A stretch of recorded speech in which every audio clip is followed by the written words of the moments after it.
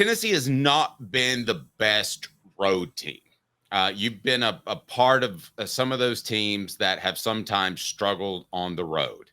Mm-hmm. The argument could be that offense doesn't travel as well as, let's say, a team that's based more on defense and the ground game. But why do you think there have been times in which you and Tennessee has struggled on the road? I mean, I definitely think that, all in all, the main thing is just a lot of these road environments that we have to go to are challenging environments. Everyone talks about how challenging of an environment it is for fans to come to Neyland. I mean, it's replicated a lot. Like, I know Neyland's a special place, but I mean, it's replicated a lot in a lot of these different environments across college football. A lot of fans are super passionate about their teams. And so, I mean, that always is like the number one aspect of why it's challenging to win on the road. I think there is some issues with how this offense transitions from a home environment to a road environment, just in terms of communication wise. Everything for the offense happens so fast that, I mean, you have to make sure that everybody's getting everything right at the right time, and getting the right information, getting the right inputs. And then, I mean, you also got the whole ball mechanics aspect of it that makes it difficult.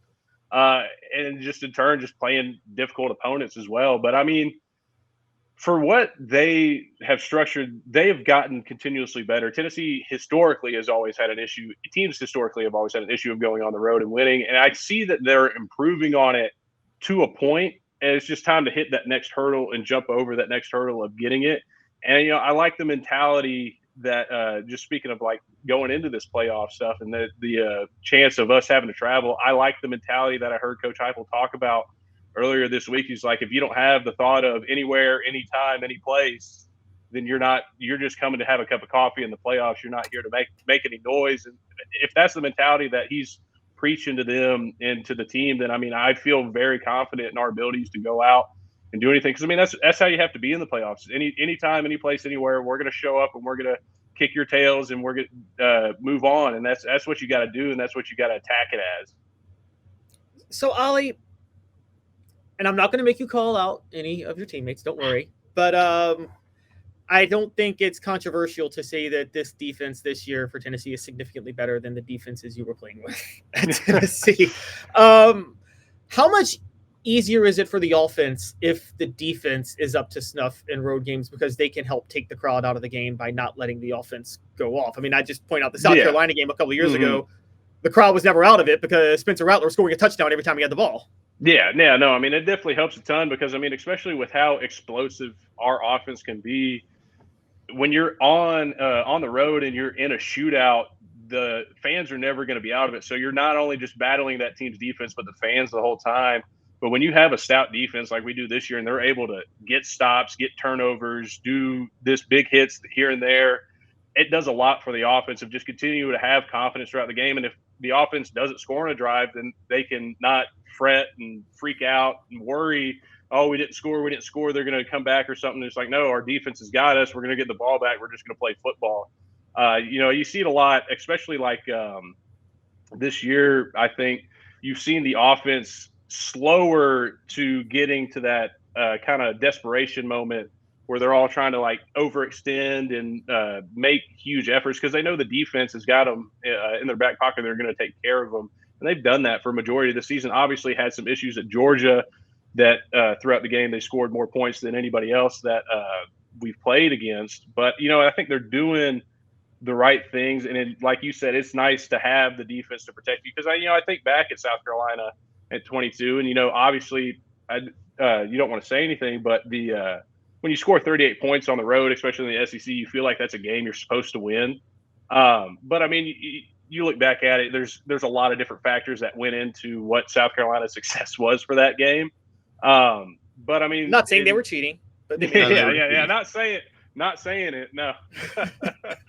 But I mean, I think in the grand scheme of things, just having the defense to protect you, especially offensively, and this year with an offense that has had some ups and downs in their struggles, it helps continue to have that confidence that you're still going to be in a game no matter what, because your defense is going to keep you there.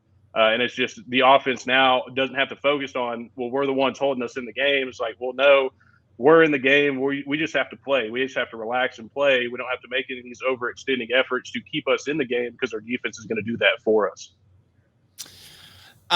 As far as this defense and what they're able to do, I hate this saying, but when people say, "Oh, you want to go out there and get off to a fast start," I mean, nobody says, "Hey, let's go out there and have a really terrible first quarter." Yeah. I mean, nobody's. I mean, have you ever been a part of a meeting where anybody said that? Yeah, it's like, no, hey, we're gonna get up about halfway through the second, start getting some stuff going. Warm up, get ready for third quarter. Yeah. Yeah, let's go ahead and bleep the bed in the first quarter, sleep through it, and see what happens. Mm-hmm. But I'll ask you this: with this defense in particular, to make a play, to do something, a game-changing play, and I'm not talking about a pick six necessarily or a strip sack, but just a tackle for a loss that leads to a punt. I mean, how much can that set the tone to kind of get the Vols rolling? And we're assuming, and we don't know yet, but we're assuming that they end up in Columbus. I mean, that's a loud, excited crowd. I mean, if there were one thing that Tennessee would need to do early to kind of quell the crowd and quell the nerves that Tennessee is going to have, and everybody have nerves, I mean, would that rank towards the top, or what would? Yeah, I mean, just anything that's I would classify as like a high energy explosive play. And I mean, defensively, that's easier to get than offensively because I mean, you got to get free on one play and just lay the hammer on somebody, and which our defense does a lot, especially in the first half. They're always a little bit more aggressive to get back there in the backfield, and they're all fresh and ready to go for the game. I think those are the plays that, especially when you go in a road environment, help set the tone. I mean, the first quarter is really just setting the tone for what the game's going to be, especially your first drive or two. And so, I mean, if defense is the first one out there, they got to set the tone for the game, for how they're going to play it, or they're going to be smack mouth, they're going to hit somebody, try to get turnovers or something. But one of those, like you were saying, a high explosive play kind of helps tone the crowd down a little bit, and then brings the motivation of the sideline up. And as long as you can keep your sideline up throughout the entire game, the fan aspect is going to matter less and less, because the hype of the sideline, I mean, if you're coming over the sideline, everybody's always hyping you up, motivating you. It goes a long way. I've been a part of some teams at Tennessee where the sidelines were completely dead quiet. Nobody's trying to hype anybody up or keep everybody locked into the game. And that's something that Heupel has done a really good job of just forcing the teammates, and not even forcing, but highly, highly encouraging them to continue to have, if you're not in the game, if you're not part of the game plan today, just being there for your teammates and keeping them motivated and hyped up and energized for the game. And that helps a ton. And then those are the guys that are helping to point out when a big play's happen, that everybody on the sidelines getting hyped up for it and excited for it, and passing that motivation, that energy around to everybody. Bank on it, brought to you by Ollie, brought to you by our friends at Commercial Bank. They bring you Ollie Lane. I could have told you right then to bank on it. Ollie's not going to say throw a game. Give us 30 seconds off the Hook Sports. Commercial Bank is your neighborhood bank. What makes us different from other banks? We understand that every customer has unique opportunities, challenges, and financial concerns. We don't expect you to fit into the same box as the next person or business. Whether it's purchasing a home, saving for your child's future, or planning for your next vacation, we're with you every step of the way to navigate life's big decisions. Commercial Bank. I should have said bank on it that Caleb's not going to let this go. Go ahead, Caleb. Ollie, you didn't come back in time. No. We saw your sink. Yeah. So that's a delay of game, by the way. Penalty. So he moved the ball. What about?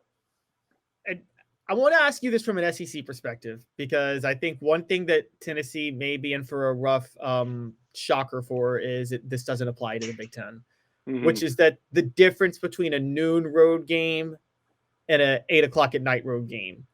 I maintain that y'all's win at LSU in 2022, that Dave and I both said whatever the line was, it should have moved 7 points in Tennessee's favor because it was a noon game. And anybody who's been down there knows that LSU fans are way too hungover to cheer on 11 a.m. Yeah.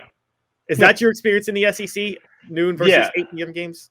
Yeah, no doubt. I think I talked about it a little bit. I can't remember where last week, but yeah, I mean, having those road games at noon changed the aspect in the SEC for sure. I mean, it's just, I don't know if just the SEC, obviously party country or something, but I mean, there's a different aspect when you give fans an entire day to get ready for a game and build up the excitement versus it's like the first thing in the morning. That's what they're rolling into is the time of the game. So, I mean, I think that helps a lot, but obviously, like you're saying with the Big Ten, that what it was, it's the Big Ten or Big noon kickoff. Big noon kickoff, which I've never understood why they would have their best games start at noon and get them out of the way early.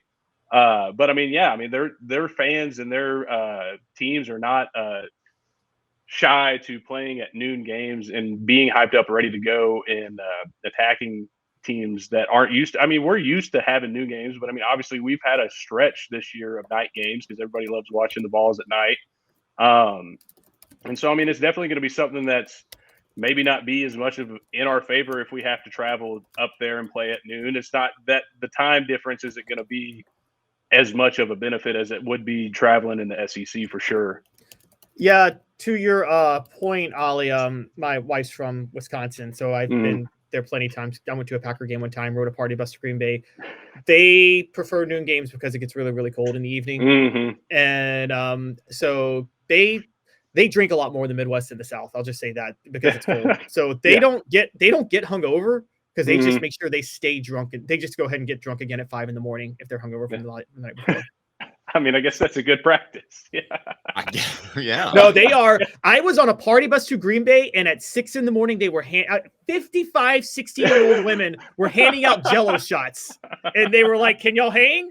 And I'm like, "I can't hang." Yes. No, it is the Upper Midwest is just alcohol. It's like Russia with its alcoholism. Wow. I did not know that. Way to go ahead and stereotype an entire region of our nation. All right. I love it. It's fun. My wife's whole family's from there. Yeah.